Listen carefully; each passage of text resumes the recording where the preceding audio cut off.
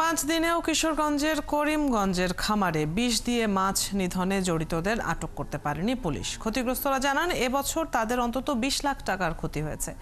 এ নিয়ে থানায় অভিযোগ দায়ের করা হয়েছে। পুলিশ বারবার আশ্বাস দিচ্ছে, শিগগিরই তদন্ত করে নেওয়া হবে ব্যবস্থা। আবু তাহেরের তথ্য ছবিতে প্রতিবেদন। কিশোরগঞ্জ জেলার করিমগঞ্জের বড় হাওর মাছের খামারের আয়তন প্রায় 10 একর, যেখানে বিভিন্ন জাতের মাছ চাষ করছেন কয়েকজন। গত শনিবার সকালে মাছের খাবার দিতে এসে কর্মচারীরা দেখতে পান খামারে মাছ মরে ভেসে উঠছে। পরে পানিতে গন্ধ পেয়ে বোঝা যায় রাতের অন্ধকারে কেউ এসে এখানে বিষ ঢেলে দিয়েছে।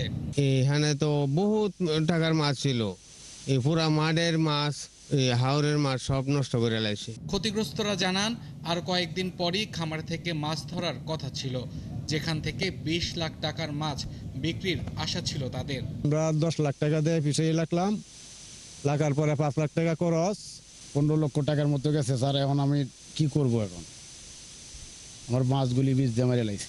এলাকাবাসী বলছেন, তাদের জন্মের পর এই ধরনের ঘটনা হাওরে দেখেননি।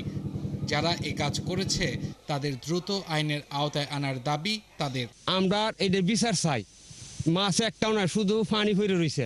বীজ দিয়ে মনে করেন যে এত বড় ক্ষতি করছে, আমরা চাই যে মনে করেন যে একটা সুস্থ মনে করেন যে তদন্ত সহকারে যাতে একটা ভালো বিচার হয়। এই ঘটনার পরপরই থানায় অভিযোগ দিয়েছে ক্ষতিগ্রস্তরা, কিন্তু ঘটনার 5 দিনেও কাউকে আইনের আওতায় আনতে পারেনি পুলিশ। যদিও থানার ভারপ্রাপ্ত কর্মকর্তা বলছেন, তদন্ত চলছে, দ্রুত দোষীদের শনাক্ত করা হবে। ঘটনার সত্যতা আছে, তবে কে বা কারা মেরেছে এটা একটু তদন্ত চলতেছে।